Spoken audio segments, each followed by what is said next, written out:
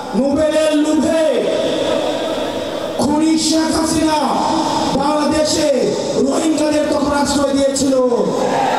কোন safe exit নিশ্চিত না করে রোহিঙ্গাদের ভবিষ্যৎকে ঝুঁকিপূর্ণ করে তুলেছে। আপনারা জানেন, পরবর্তী বাংলাদেশের ভবিষ্যৎ হচ্ছে বঙ্গোপসাগর ঘিরে। আমাদের পরবর্তী বাংলাদেশকে নিয়ে ভাবতে হলে অবশ্যই বঙ্গোপসাগরকে প্রাধান্য দিয়ে পরবর্তী বাংলাদেশকে ভাবতে হবে। প্রিয় কক্সবাজারবাসী, আপনাদের কক্সবাজার যেমন অপার সম্ভাবনা রয়েছে, ঠিক একইভাবে অনেক সমস্যাও রয়েছে। তার মধ্যে একটা প্রধান সমস্যা ছিল ট্যাবলেট বডি। আপনারা ইতিমধ্যে ট্যাবলেট বডিকে উৎখাত করেছেন। বডিকে উৎখাত করা গিয়েছে। এখন আমাদেরকে লড়াই করতে হবে ট্যাবলেটের বিরুদ্ধে, ইয়াবার বিরুদ্ধে, মাদকের বিরুদ্ধে। প্রিয় কক্সবাজারবাসী, আপনাদের আরো সমস্যা রয়েছে। রোহিঙ্গারা নোবেলের লোভে খুনি শেখ হাসিনা বাংলাদেশে রোহিঙ্গাদের তখন আশ্রয় দিয়েছিল।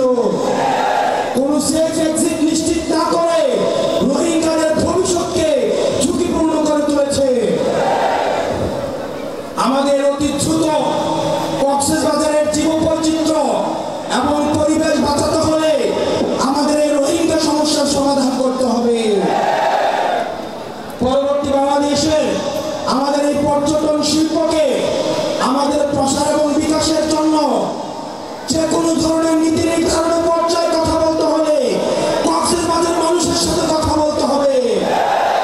এখানের মৎস্য চাষীদের, লবণ চাষীদের যে ন্যায্য হিস্সা সেগুলোকে নিশ্চিত করতে হবে।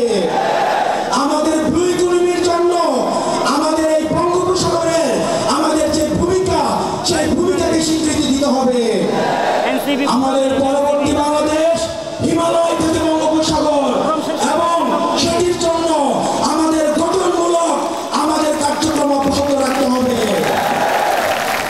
প্রিয় কক্সবাজারবাসী, একই সাথে সাথে আমাদের সমস্যা এবং সম্ভাবনার দিকে যেমন নজর দিতে হবে, একই সাথে সাথে আমাদের যে পতিত রাষ্ট্র ব্যবস্থাকে যে নষ্ট করেছে আমাদের খুনি হাসিনার দিকেও আমাদের নজর রাখতে হবে।